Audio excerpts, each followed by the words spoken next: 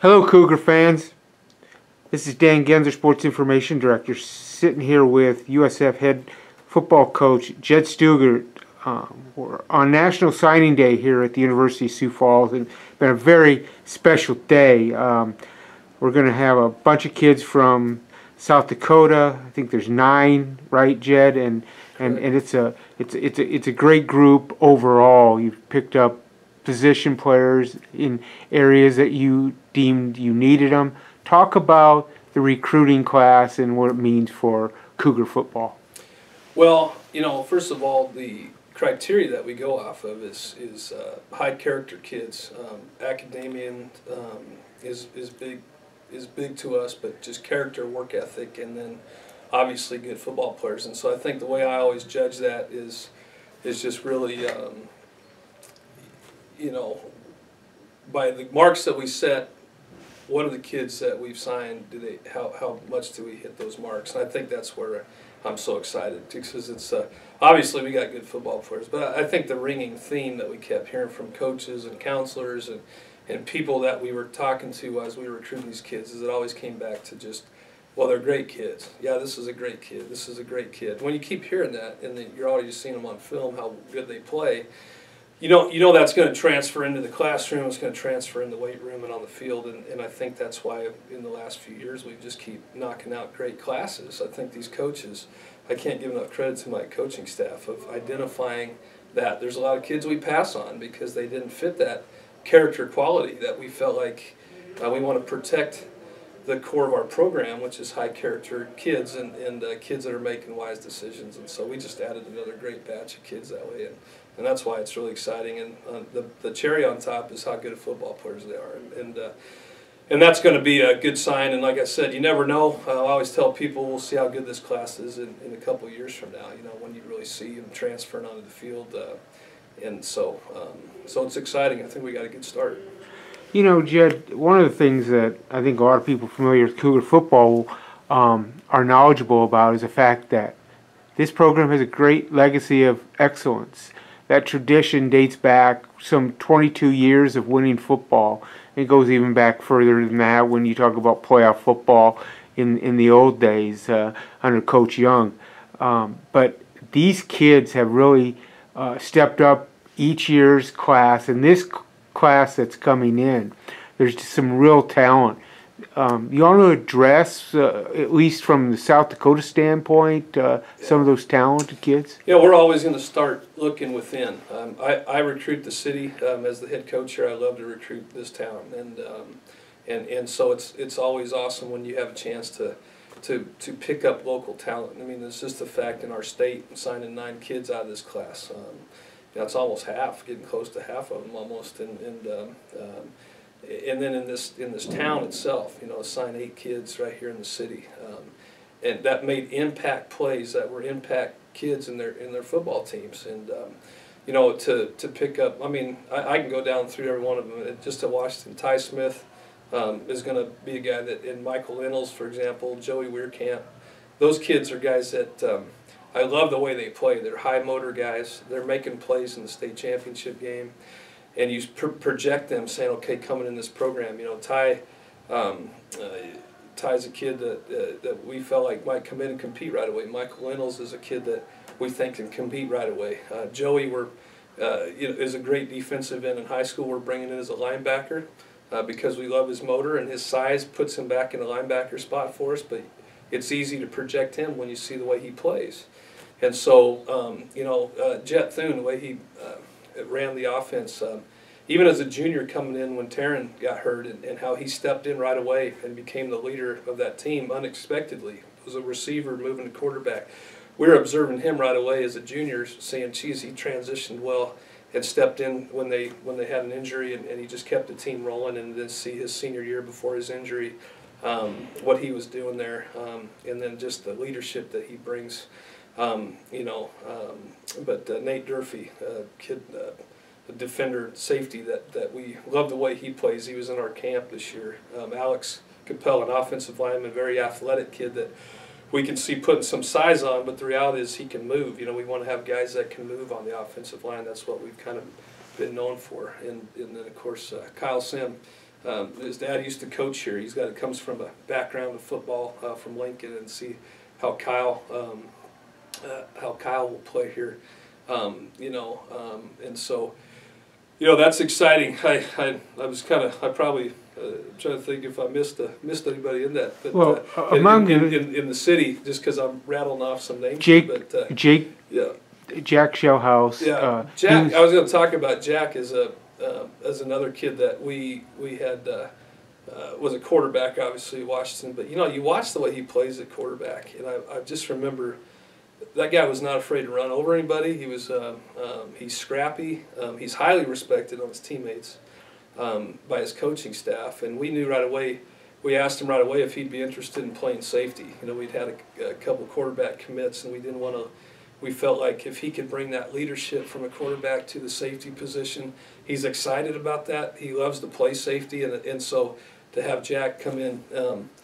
Being excited about that because he's going to bring that leadership that he brought as the starting quarterback for Washington, the state championship team, onto our defense. And so, and so I think to pick up 8 of those kids here in this town is pretty awesome. When you look at the whole group from South Dakota, which is right around 8-9 kids, Kyle Sim played on 2 undefeated championship teams at Lincoln. All of them have played in championship games. Absolutely. And that kind of leadership, I mean, the 4 Washington kids have taken that program and taken it all the way to win their 40th state title as a team. It's really impressive. I mean, it's not that you don't recruit kids from teams that haven't won, but it's a bonus when because I don't like to not recruit a kid just because he hadn't been a part of a true winning program, because we've had a lot of kids come in here, right.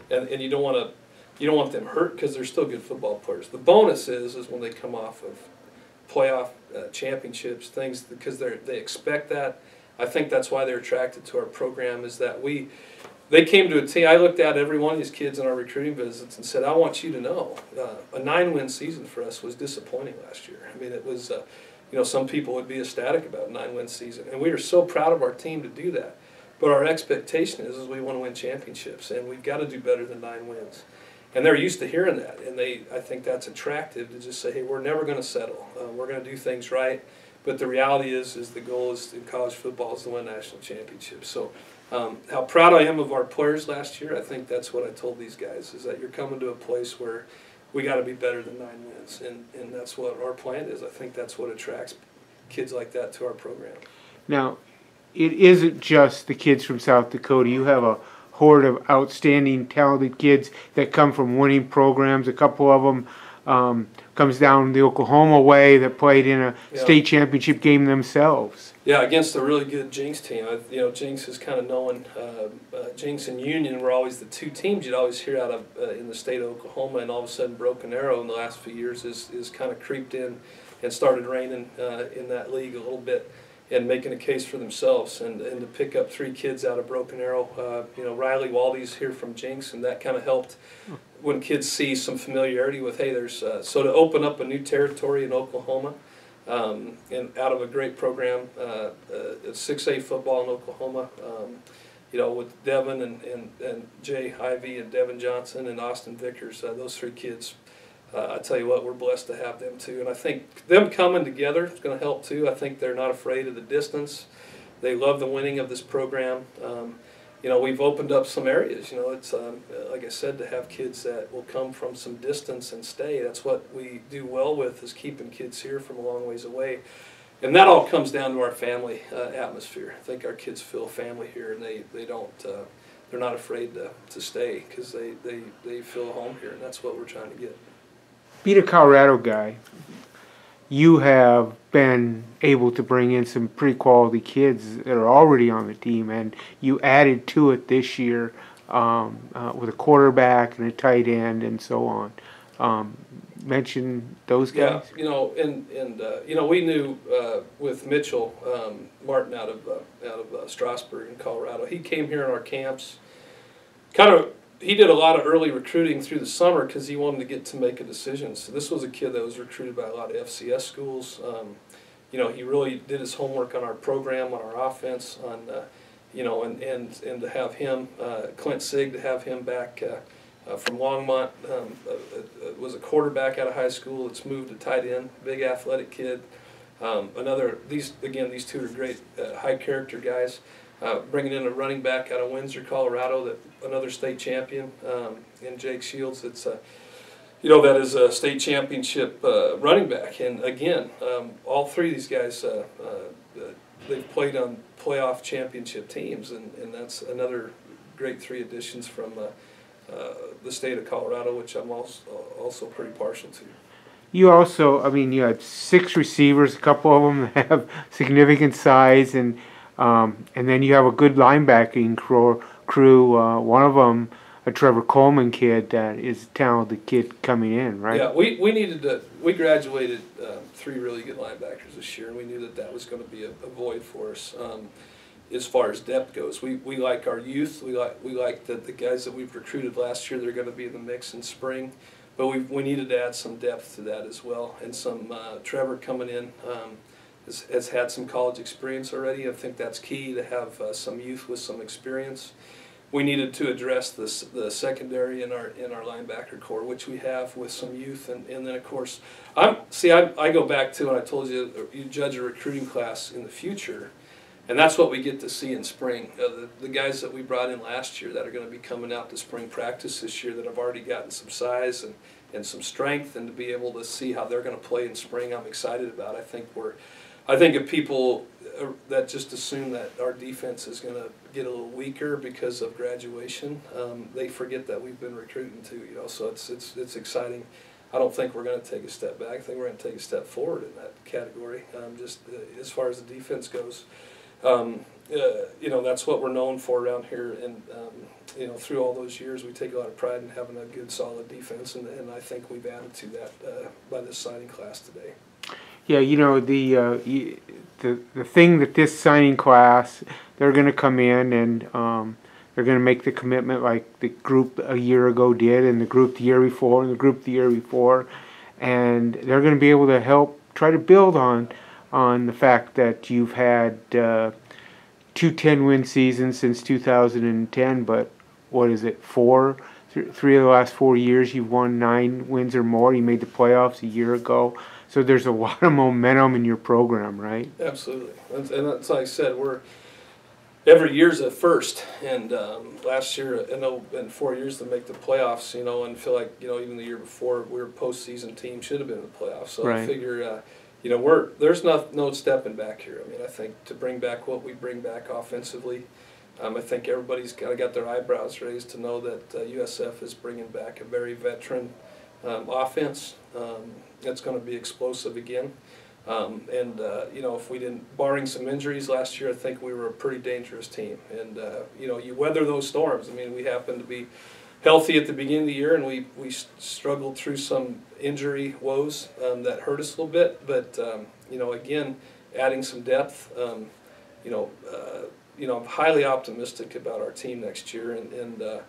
And I know there'll be other teams in our league that's going to be talked about now because of graduation to our defense, that maybe we're not the team that everybody's going to be talking about, and that's where I want to be. I'm excited that our team isn't going to be the team that's going to be talked about all the time. I think that's going to put us or it's going to be a really dangerous spot for a team that's just a little disappointed on how their year ended. To see what these guys have been doing in the off season already, how committed they are to the workouts, and then adding this signing class. There's good days ahead for the Coup, and we're excited about it. One last thing, you mentioned earlier about your coaching staff. Your recruiting coordinator Brandon Anderson, who's always on his phone and his computer, but the whole group. Talk about what that kind of commitment they have to give and make every year when it comes to, it's not just this recruiting season, it's all year round. Yeah. They love each other. I think that's the key, is that it's not an offense, defense, special team thing around here. It's a family. They all love each other. They love working together. They love recruiting for each other. I've been places where the defense just is recruiting the defensive guys, offensive guys. These guys are out trying to find the best players for each other, and I think they buy into that because they truly love and respect each other. I think that's why our team senses the family love aspect of our program, because it starts with this staff. These guys genuinely love their players, and they love each other. It's a word we talk about all the time, and you know, I can't be more proud of them, the amount of work. Just the appreciative of their families, but they're family guys. We recruit here with priorities of our family's not going to take a hit in recruiting. That they know family is first, and then recruiting second, and so the support of their spouses and things, they buy into this. They're active in our recruiting weekends and stuff. So I'm so appreciative. I just can't speak enough about this coaching staff. I'm just so blessed, and they need to get more and more credit than they normally get, because they're an incredible bunch. Now we move from signing day. We then move into off-season training and, of course, spring ball, and that begins later this spring, right? Yeah, well, we're starting. You know, we just started the semester. I mean, our winter workouts.